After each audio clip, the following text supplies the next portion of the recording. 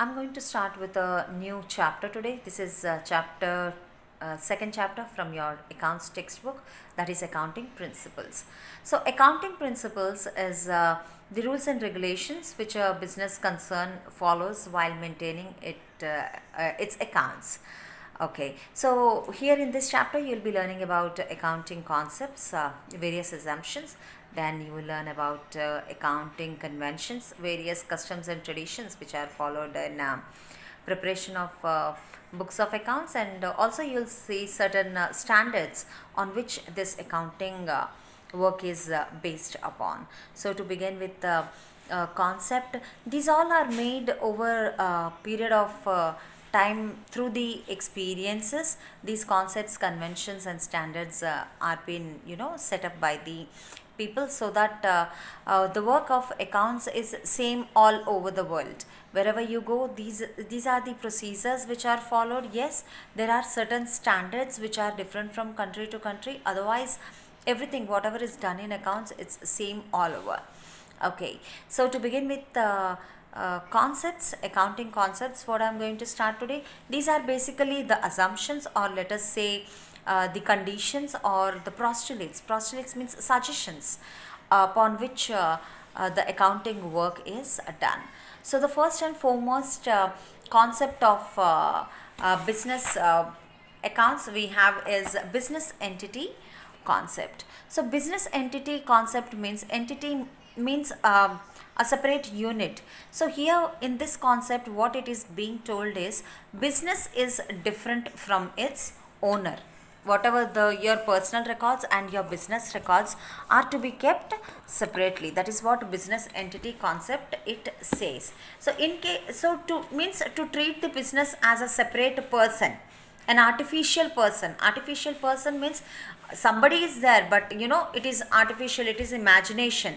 So when as an owner, for example, if I am an owner of a company and I take money from my company for my personal use, because I'm treating my business as a separate entity, I'm supposed to return it back. That is why it is said that business is a separate entity. We need to assume that it is separate. That is why it is a concept, that is business entity concept. So that is your first concept. The second concept is about dual entry. Dual means double, two. Entry means twice we record, twice we write. Now see, dual entry concept means any transaction, any activity that is happening in the business, it affects in two ways. One is there will be giving effect or taking effect, receiving effect will be there. For example, let us say purchase of furniture. When you are purchasing furniture, now whatever you do, you will have to think in the point of view of business. Okay, what is happening when your business is purchasing furniture? You are getting furniture into your business organization. Instead of that, what is business paying? Business is giving cash. Okay, so if you see here in this activity, two things are affected. One, furniture is affected. The second one is cash is affected.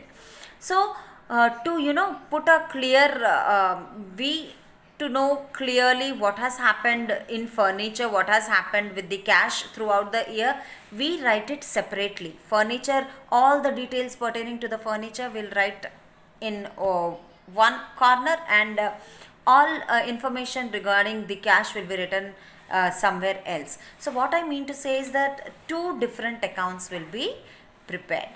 Okay, we are receiving furniture and we are giving cash. So dual entry concept means you will have the giving and receiving effect there, and two accounts will be affected. Like here in this transaction, here in this activity, the furniture and cash are affected.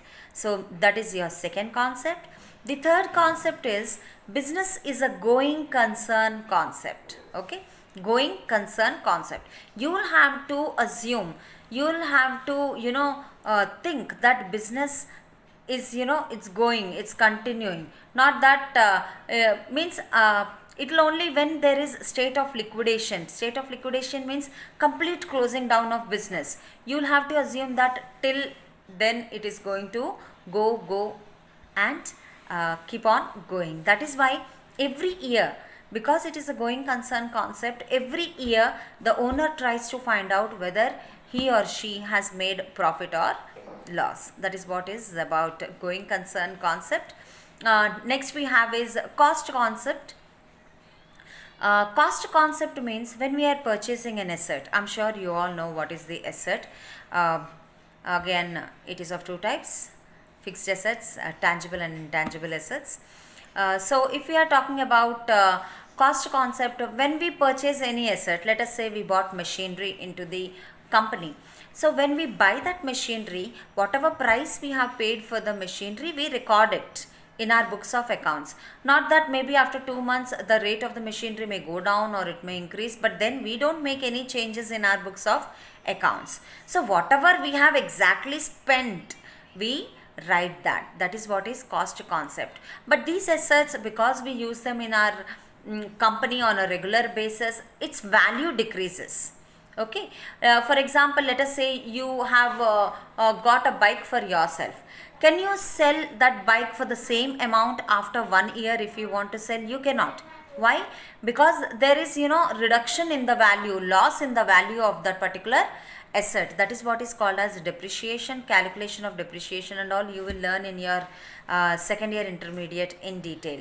So not going there. Cost concept, the cost of the asset, whatever we have put up while getting it into our organization, will be recording only that. Then the next concept is money measurement concept. Now money measurement concept means in this books of accounts, when we are writing something, it should be purely in monetary transactions. Okay, it must be dealing in money. Let us say, as I said, we bought furniture. We will record it. But in case there is a breakdown in the furniture, if the furniture gets repaired, okay, we don't write that entry that so much so furniture is there in the organization, which is rather than furniture, I would say machinery. Machinery is the best term to be used for breakdown. There is a breakdown in the machinery. We don't record that in the books of accounts. But if you pay amount towards the repair of this machinery, we write it. That is what is money measurement concept. So this is again one assumption that whatever is happening in the business, it has to have been happened in money.